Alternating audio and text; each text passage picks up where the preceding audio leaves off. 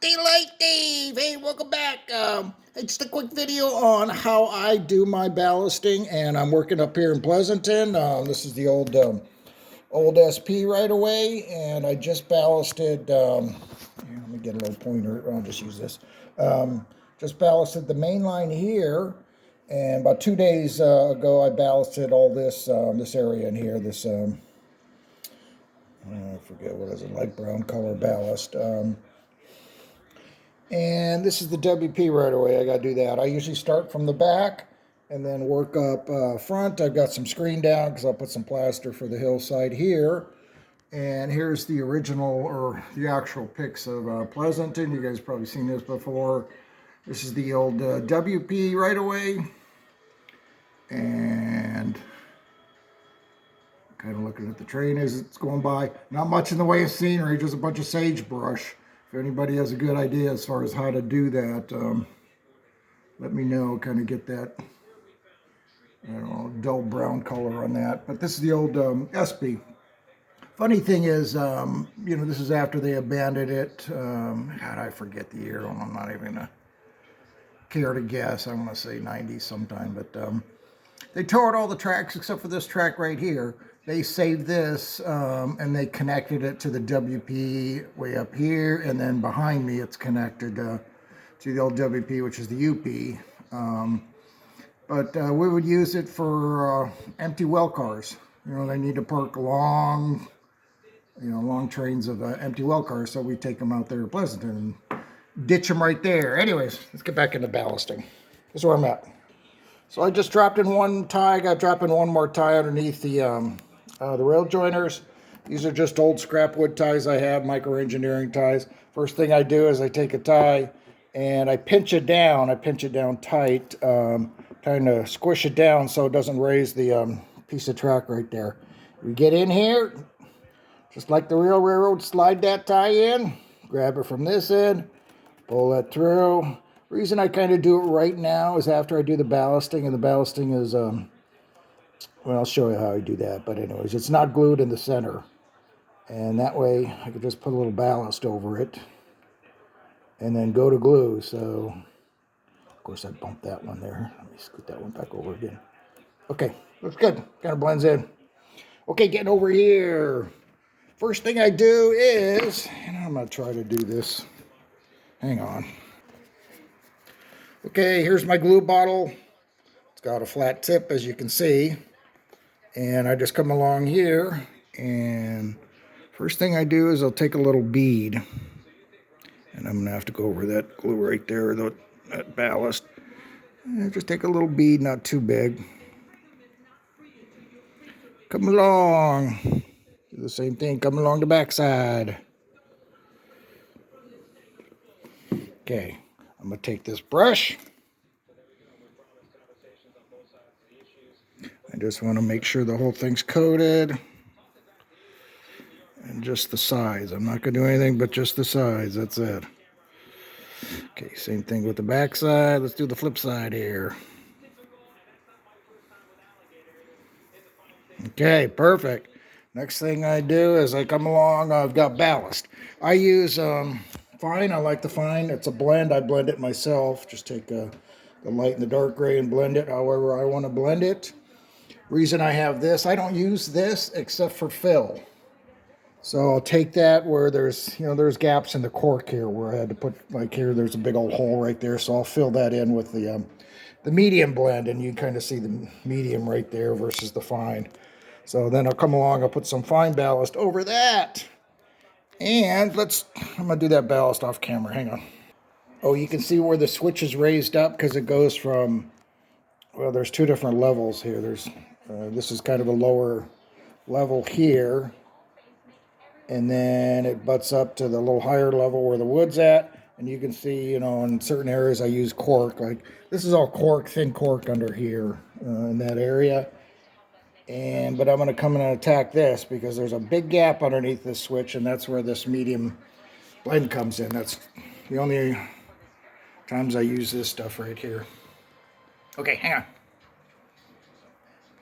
Okay, I got that filled in. I got to break out the regulator. Here's my regulator right there.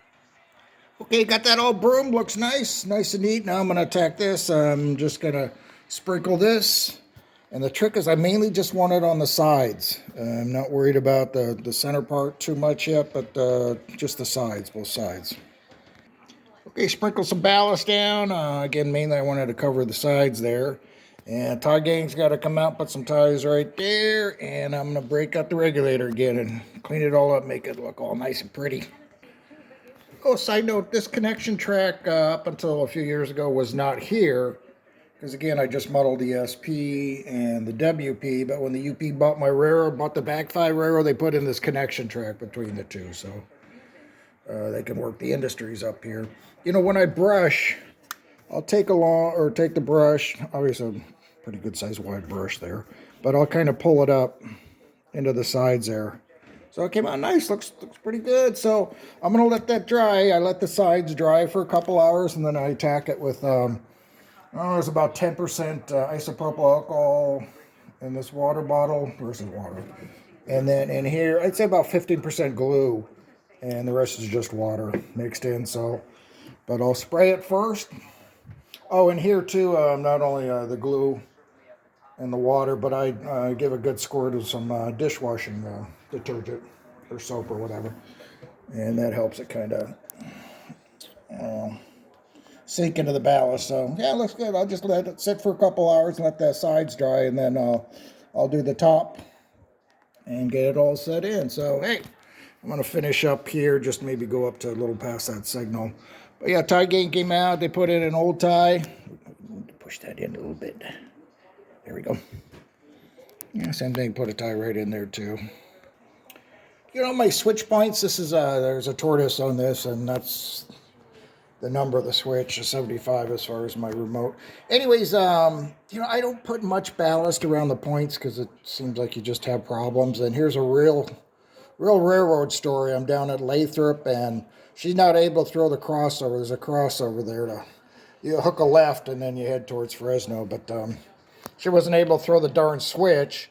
So I got out, and you know, she gives you authority to take the switch and do a hand throw, so you can throw it back and forth and figure out what's going on. So it turns out probably a ballast train went through there, but it shook a bunch of ballast, and a bunch of ballast was in the points there, so it wasn't going all the way over. So I just kind of cleaned it out, broomed it out, and then yeah, switch worked fine after that. But yeah, a bunch of ballast, even on the railroad, gets stuck in the points there and everything. So I got this all done. One last technique I do is after I finish with the regulator, my little brush, I just take my fingers and just do the final touch cleanup. Do that, like that. It's kind of messed up there. Throw the switch a number of times, get all the ballast out of there, get it all ready for gluing. But yeah, just let it sit for a couple hours, and I got to get some ties in here, a few more ties in here. As you can tell, I don't glue my signals down, that way they can be knocked over, so I can just pull them up, and I don't want to knock them over, so I just pull them up and set them off to the side. But this represents Radom, the old San Marino branch, and it doesn't go anyplace except into the wall. And I'll show you some real pics. There was not a cement place there in Pleasanton, but I took some liberties on doing that. And I'll go to Google Earth and show you some other stuff, because there's a gravel place there that's still there, so I decided to take that metal brush off the rails in case I decide to play with the layout, and then I'll forget that I put that metal brush right across the rails, and got all my switches set here. So that's funny, you start doing a ballasting project, all of a sudden you break out one thing, you break out another, and before you know it, you got a ton of stuff laying all over the place. So okay, let's go inside. Hang on. Yeah, I should clarify, I used buff ballast. Technically, I guess it's not a light brown, but buff, gray, and there's light gray over there. Look in the other direction, I kind of did this where I put a little gray fill in here, and it just kind of helps to break things up. And then I'll tack it with some imitation cement, you know, between the rails where it spilled on the tracks here too. I kind of played around with this area here. You know, you'll see where, you know, they pour the ballast, and all of a sudden there's a strip of ballast right down the middle. I said, oh, just kind of leave that like that. So I think it looks kind of cool. Okay, so after I show you this, like I said, I'm going to go Google Earth, but it was called the Kaiser Sand and Gravel, whatever, rock pit. But this, I got some custom decals for this, and courtesy of another gentleman who actually did it, and I kind of followed his lead. But they probably leased these cars. The cars are standard gravel, but they were kind of assigned to rock trains. They kind of went to the Bay Area and back to that Kaiser Sand and Gravel area that I'm going to model up in Pleasanton. Here's Pleasanton. Up is north, but you can actually see the old right-of-way right here. No tracks here, but this is the old right-of-way of the San Ramon branch. I think they turned it into a bike trail. The lower one is the old SB. That's all gone. But here's the UP, the current old WP, but UP now. So I'm going to take a look and see if there's anything left of this gravel place. It's looking pretty skimpy here. Shoot, I think it's pretty much all gone now. Luckily, I got some pictures of it, but let me see if I find some pictures. But yeah, that's where it was, a big old gravel place. That's weird. It's all houses, expensive homes out there in Pleasanton now. Oh, here it is. I just had to backtrack a little bit. I was getting ahead of myself, but yeah, see all the rock that they dig out of these quarries, and obviously these are all quarries, and now they're filled with water. But I'll just zoom in for what it's worth. Kind of see it. Yeah, pretty cool area to model, I think. I used to take in, there's a little spur track right here. They used to take in cement cars. The cement came from not that far away. Oh, in fact, here, what do they got here? Happens to be a train here. I don't know what it is. Looks like a, you know what, funny thing is, it looks like a maintenance away train. Yeah. Okay, I'll have to zoom in on that. But anyway, cement cars came from not that far away, maybe 60 miles away or so down in South San Jose. But yeah, big quarry. Looks cool, huh? Cool stuff. All these conveyor belts going all over, every which way. There's some more of it right there, too. Okay. Yeah, it's not maintenance. It's a stack train parked right there. You know, you used to just park empty well cars there. It's the first time I've actually seen a bunch of containers there, too. Maybe they're empty containers that they just had to store someplace. Ah, weird. Here's the old cement place, South San Jose, Permanente. Used to all coal used to go in there, and cement, loaded cement would come out of there. It's kind of up in the hills, too, so, you know, coming down the hill, you set retainers with that heavy cement. So anyways, straight line, it's only 28 miles, but driving, it's, I'm sure, a few more miles than that. So anyways, what the heck? I'm jibber-jabbering. In the meantime, hey, it's a nice rainy day, cool day, so I'm just going to work on the layout, I guess. Not sure what I'll say. Appreciate all you guys. I know it's always kind of strange. You never know what you're going to get with me. But in the meantime, hey, daylight day, back to my road. Oh, yeah, I got my job back, too. Yippee!